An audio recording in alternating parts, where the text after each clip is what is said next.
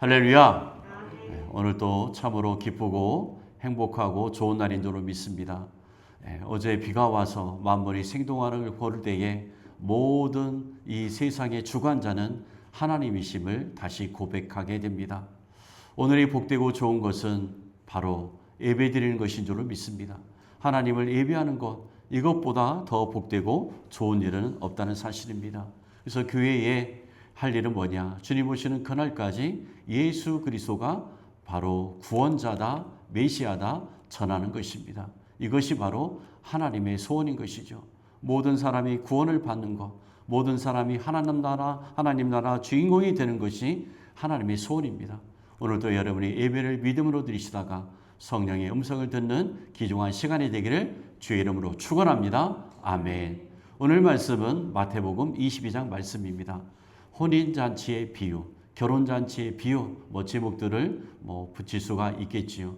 우리가 하나님의 말씀, 특별히 예수님의 비유의 말씀을 우리가 연속해서 이제 말씀을 나누고 있습니다. 하나님의 이 말씀 중에서 예수님의 비유는 엄청난 진리가 숨겨져 있습니다. 우리가 비유를 나눌 때에, 비유를 말씀을 읽거나 묵상하실 때에 우리가 늘 잊지 말아야 되는 것은 뭐냐면, 이 하나님이 주시는 말씀 속에서 예수님의 비유는 뭐냐면 십자가라는 다리라는 사실입니다. 여러분, 우리가 하나님 나라 그냥 갑니까? 제가 어렸을 때에 주일학교 다닐 때에 불렀던 복음성가 중에 돈으로도 못 가요. 여러분, 돈으로 하늘나라 못 갑니다. 근데 부자들은 돈으로 하나님 나라 갔으면 좋겠다, 그런 희망이 있는 줄 모르지만 하나님은 그렇게 하지 않으신다는 거죠. 지식으로도 못 갑니다. 어떤 것으로도 못 가고 예수 그리스도의 보혈만으로 하나님 나라에 입성하는 줄로 믿습니다. 그래서 하나님이 이 예수님을 통해서 주신 말씀의 비유는 십자가라는 다리가 숨겨져 있다는 것이죠. 여러분, 다리가 뭡니까? 강을 건너는 거죠.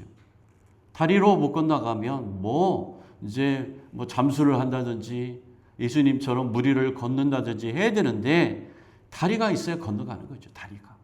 그래서 예수님의 비유는 십자가라는 다리가 숨겨져 있음을 우리가 잊지 말고 말씀을 나누어야 된다는 사실이죠. 오늘 혼인잔치의 비유입니다.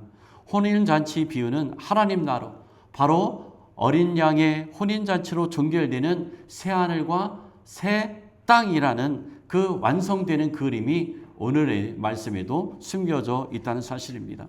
오늘 말씀 우리가 22장 1절을 보시면 예수께서 다시 비유로 대답하여 이르시되 천국은 마치 자기 아들을 위하여 혼인잔치를 베푼 어떤 임금과 같으니 그 종들을 보내어 그 청한 사람들을 혼인잔치에 오라 하였더니 오기를 싫어하거늘. 여러분, 이 반전이죠. 잔치는 기쁜 것입니다. 행복이 있고요, 웃음이 있고 풍성함이 있습니다. 누구나 가기 좋아하는 잔치죠. 여러분, 잔치에 갔다 오고 사람들이 소문난 잔치에 먹을 것이 없네, 이런 말도 있는데 대부분의 잔치는 먹을 것이 있고 웃음이 있고 행복이 있습니다. 제가 어렸을 때 보면 동네에서 잔치가 벌어지죠. 여러분, 결혼식도 다 한복을 입고 옛날에 그 집에서 하는 것을 보게 되죠. 그 이후에 믿는 사람들은 예배당에서 하고, 그리고 믿지 않는 사람들은 예식장에서 하고, 학교 강당을 빌리든지 마을에 가서 하든지 이런 일들이 있었습니다. 그러면 결혼 그 당일만 잔치를 하는 것이 아니라 시골에서도 한 일주일 뒤부터 준비를 하잖아요. 그 전에 당사자들은 몇 달 전부터 준비를 하는데 저희도 시골에서 결혼식을 준비하는 것을 제가 봤습니다. 그때 보면 한 3, 4일 전 되게 되면요, 이제 돼지 한 마리가 돼지 장사에 자전거에 실려서 오게 되지요. 아주 크다고. 그러면 사람들이 저거 몇 근짜리다, 60kg가 100근짜리잖아요. 그러면 지금은 안 되지만 그 당시에는 그 시골에서 돼지를 잡는 사람들이 있어요. 그것이 잔치의 시작이었죠. 그리고 고기를 나누고 이제 부침을 하고 아주 기름 냄새가 온 동네를 이제 퍼지게 하면서 아이들이 모여들고 어른들이 모여들고 잔치가 되지요. 그러면서 그동안 먹을 것이 없어서 줄였던 사람들도 배를 채우는 것이 동네 잔치였던 것이죠. 그래서 어떤 사람은 잔치가 있으면 집에서 밥을 먹지 않습니다. 왜? 그 집에 가서 풍족하게 채울 수 있으니까. 여러분 잔치집에 가면 더 먹는다고 뭐라고 하는 사람 있습니까? 더 먹으라고 풍성하게 준비하고 사람들에게 먹이는 것이 잔치입니다. 그런데 오늘 말씀해 보니까 이상합니다. 거절을 하죠. 3절 끝에 보면 오기를 싫어하거늘. 이거 참 충격적인 말씀 아닙니까? 왕인데 그것도 왕의 아들을 결혼시키는 그런 자리에 사람들이 초청되면 얼마나 좋습니까?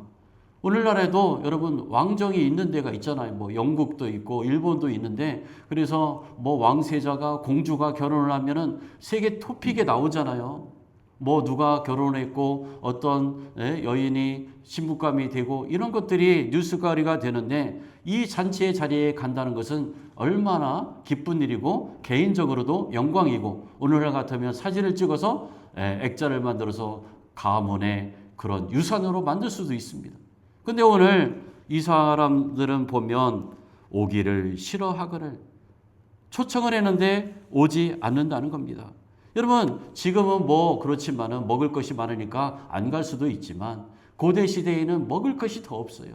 그래서 뭐 이런저런 그 유대의 자료들을 보게 되면 이 당시에 가난한 사람들은 하루 세 끼를 못 먹잖아요.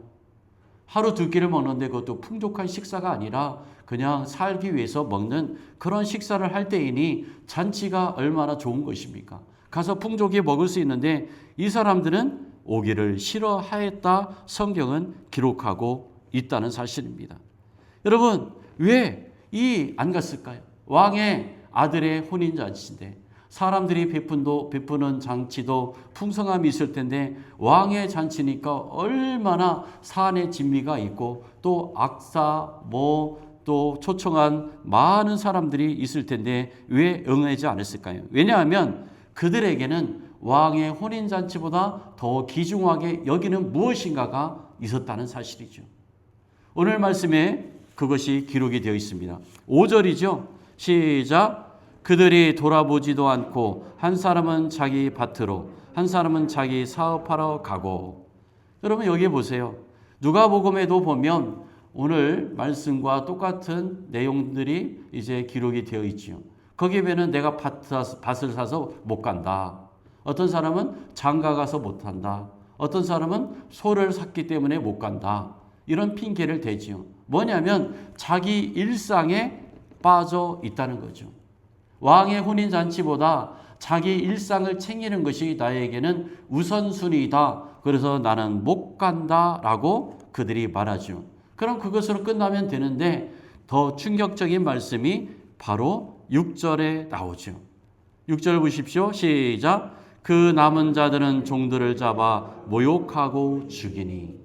여러분 초청을 했는데 종들을 그 심부름하러 온 사람을 모욕하고 죽이는 게 정상적일까요? 이게 예수님이 이 땅에 오셨는데 예수님을 대하는 태도를 이 비유를 통해서 말씀하시는 거죠. 예수님이 오셨는데 사람들이 어떻게 합니까? 싫어하잖아요.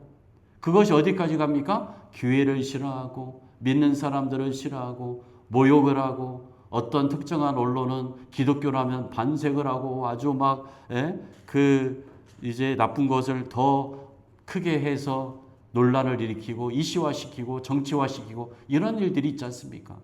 이게 오늘 말씀에 나오는 종들을 모욕하고 죽이는 사람들과 똑같다라는 사실이죠. 그래서 여러분 여기서 보면 하나님의 은혜를 떠난 사람들의 특징을 오늘 6절에서 보게 되는 겁니다. 하나님의 은혜에 있는 사람은 뭡니까? 기다렸습니다.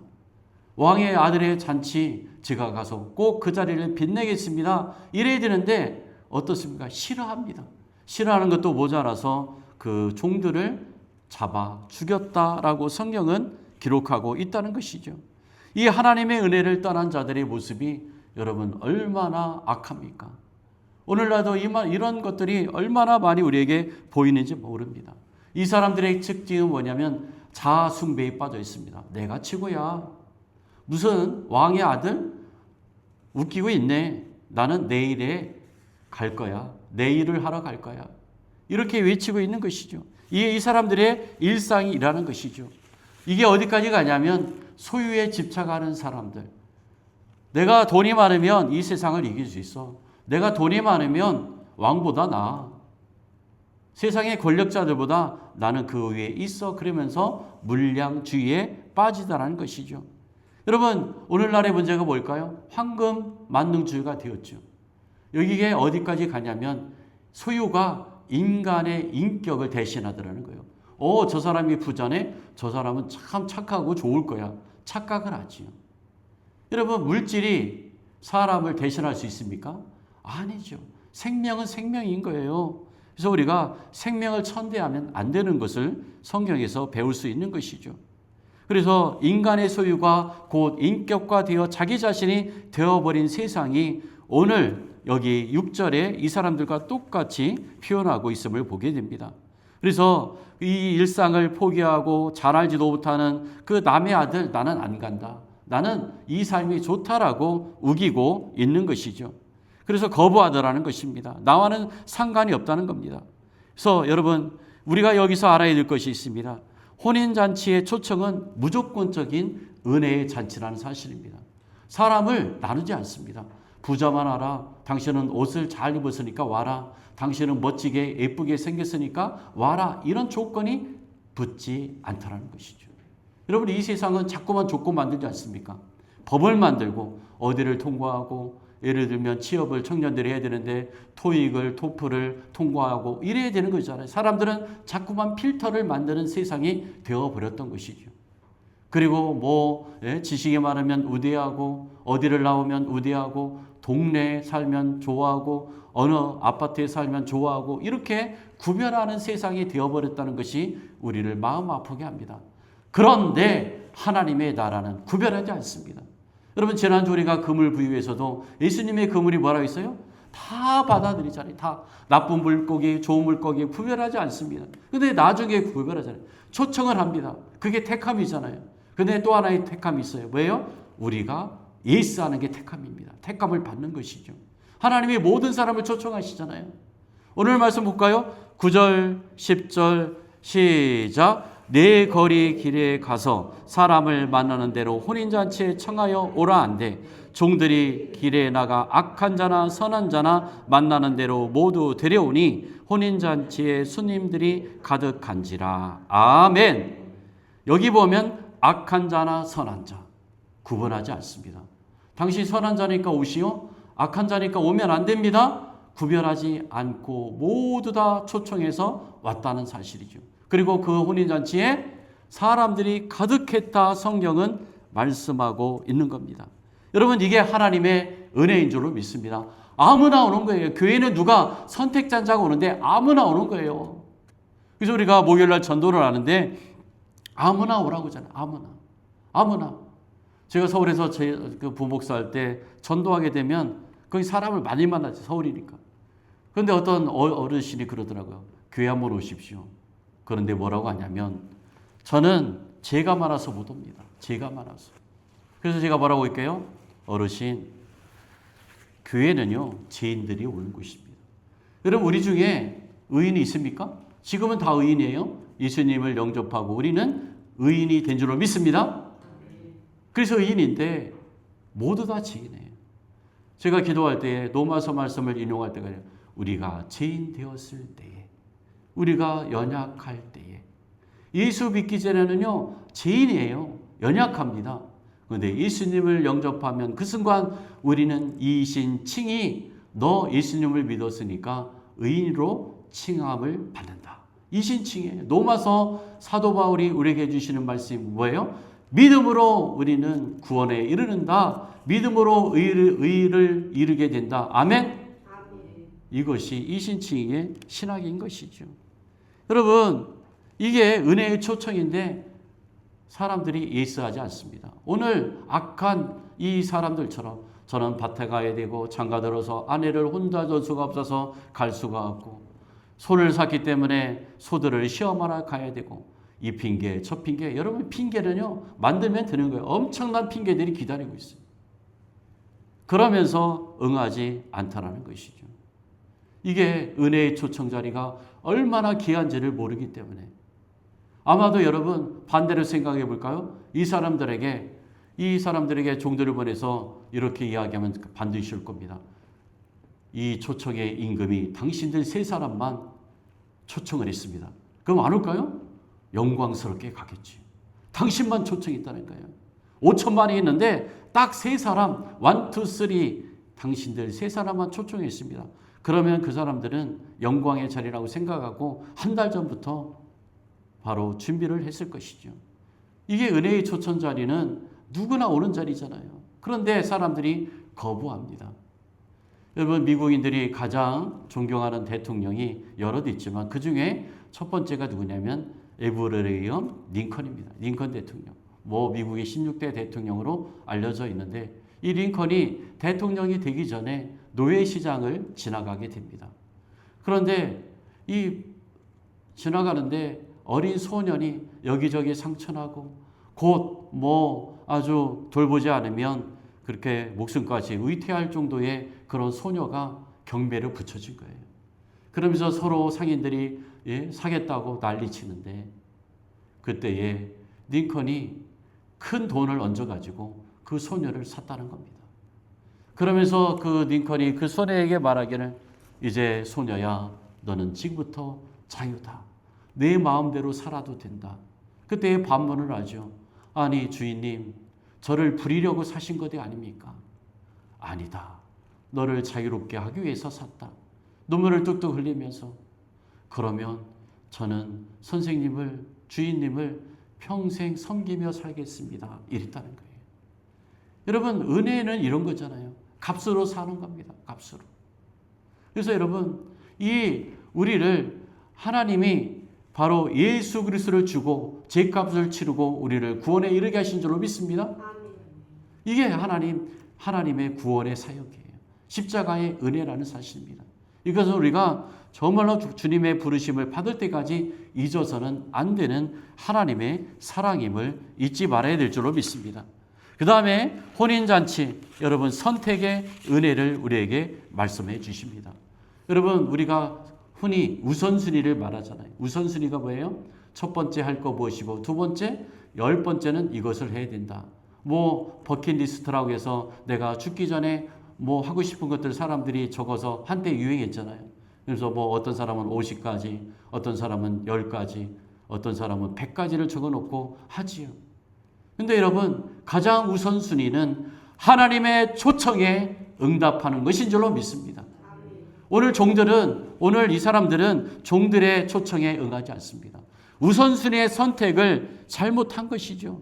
핑계거리를 대면서 나는 밭에 가야 되고 나는 소를 돌봐야 되고 나는 아내를 혼자 두면 안 되기 때문에 갈 수가 없고 이런 핑계를 대더라는 것이죠. 자신의 문제에 빠져서 우선순위에 밀려버린 겁니다. 이게 바로 우선순위의 실패입니다. 우선순위의 실패. 우리는 날마다 우선순위의 실패가 아니라 우선순위의 승리를 해야 될 줄로 믿습니다. 은혜의 잔치에 참여하는 사람은 바로 우선순위에 승리하는 것이죠. 여러분 이 세상을 보십시오. 내 손에 쥐고 있는 기득권이 최고라고 믿는 사람들이 얼마나 많이 있습니까? 얼마 전에 선거를 치렀지만 여러분 이 사람들이요 선거 기간 내는 잘 먹지도 못하고 자지도 못하고 새벽 일찍 나와서 여기 사거리에서 인사하는 거 보셨죠? 여러분 어떤 당선자가 그러더라고요. 악수를 너무 많이 해가지고 손이 움직여지질 않는다고. 그런 수고를 하는 거예요, 여러분. 왜? 내 명예를 위해서. 반드시 저 사람을 이기고 상대방을 이기고 내가 반드시 권력을 차지해야 되겠다. 여러분 이것이죠. 그런데 이 세상 사람은 여기에 빠져 있지만 하나님의 일은 관심이 없다라는 것이죠. 너 내 말 좀 들어봐. 너 믿음을 한번 가져봐. 예수 그리스도를 믿어봐. 이런 초청에는 응하지 않다라는 사실입니다. 그런데 오늘 여러분 오늘 말씀에서 우리가 또 하나의 볼 것은 뭐냐면 12절 13절입니다. 예수님이 비유를 주시면서 또 하나의 비유를 12절 13절 중에 넣어 놓으셨어요. 12절 13절 시작. 이르되 친구여 어찌하여 예복을 입지 않고 여기 들어왔느냐 하니 그가 아무 말도 못하거늘 임금이 사관들에게 말하되 그 손발을 묶어 바깥 어두운 데에 내던지라. 거기서 슬피 울며 이를 갈게 되리라 하니라. 아멘. 여러분 손님들이 가득 찼죠. 근데 11절에 보면 임금이 손님들을 보러 들어올세 거기서 예복을 입지 않은 한 사람을 보고, 임금이 순찰을 하는 거예요. 손님들이 왔구나. 그래서 순찰하는데 다 예복을 입고 있는데 한 사람만 예복을 입지 않았죠. 멀리서 봐도 눈에 띄더라는 것입니다. 저는 고등학교 때 이 말씀을 읽으면서 그럴 수도 있지요. 예복이 없는 사람은 어떡합니까? 예복 없으니까 초청에는 응해야 되겠고 그냥 온 것인데 왜 이게 죽일 일이지? 말씀이 풀리지 않았어요. 근데 나중에 말씀을 공부하면서 깨달았죠. 우리가 이 성경에 안 나와서 그런데 여러분, 이때에 이 왕의 잔치에는요, 이 왕이 예복을 준비한다는 거예요. 그래서 입구에서 사람들에게 예복을 나눠주고, 오늘날로 보면 엑스라이지, 2엑스라이지 나눠주겠지. 그리고 당신이 입고 잔치에 참여해. 그러면 뭐예요? 받았죠. 받고 입고 잔치에 참여하면 됩니다. 그런데 한 사람은 예복을 받았겠지. 이 사람만 빼고 줄 리가 없잖아요. 그런데 입지 않았다는 사실입니다. 돈 받고 준 것도 아니고요. 무상으로 나누어 주었다는 겁니다. 그런데도 예복을 입지 않았다는 것이죠. 여러분, 돈이 없어서 사라고 하면 못 사는 사람도 있으니까 이해할 수도 있지만 임금이 다 준비해서 놨는데도 입지 않았다는 거. 이거 볼까요? 교만이지. 무례지요. 그래서 오늘 12절 13절에 읽었던 것처럼 손발을 묶어 바깥 어두운 데입니다. 성경으로 말하면 지옥이지요. 거기에 내던져 버리라 임금이 명령합니다. 그러면서 슬피 울며 이를 갈게 되리라. 천국이 이렇다는 것이죠. 초청을 했는데 안 입는 거예요. 여러분, 우리는 예수 그리스도의 보혈의 의의 피를 입은 줄로 믿습니다. 이게 십자가 보혈의 의미입니다. 그래서 우리가 성경을 읽을 때에 많은 의가 나오고 그 다음에 평강이 나오고 희락이 나오잖아요. 하나님 나라는 로마서 14장에서 뭐라고 하냐면 하나님 나라는 의와 평강, 희락이라고 말씀합니다. 먹고 마시는 것이 아니라, 이 사람들이 먹고 마시러 왔지만 진짜는 뭐예요? 의는 옳다함을 입는 것입니다. 우리는 죄인이기 때문에 아무리 부자라도, 아무리 많이 배워도, 아무리 선을 행해도 의를 입을 수 없습니다. 그 의는 십자가의 의, 예수님의 보혈만이 우리를 의롭게 여기는 줄로 믿습니다. 이게 바로 성경의 원리입니다. 그래서 우리는 날마다 예수 그리스도의 의의 옷을 입어야 될 줄로 믿습니다. 이게 바로 성경이 말씀하는 의인 것이죠. 그래서 여러분, 로마서 14장 17절 아까 말씀드렸지만 하나님의 나라는 먹는 것과 마시는 것이 아니요 오직 성령 안에 있는 의와 평강과 희락이라. 아멘. 한 주간 살아가시면서 우리는 하나님 나라에 초청되어 하나님 나라 백성이 되었습니다. 먹고 마시는데 즐기지 마시고 의와 평강, 희락을 소유하시고 승리하시길 주의 이름으로 축원합니다. 아멘. 걸어가신 하나님 아버지, 오늘 혼인잔치의 비유를 통하여서 하나님 나라를 보여주셔서 감사를 드립니다. 우리가 말씀을 들을 때마다 하나님, 이 예수 그리스도의 십자가의 다리를 우리가 생각하게 하여 주시고 날마다 감사하며 하나님 의와 평강, 희락 속에 살며 예수 그리스도를 모르는 자들에게 주님을 전하는 놀라운 삶이 이어지게 하여 주시옵소서. 감사드리며 예수님의 이름으로 기도드리옵나이다. 아멘.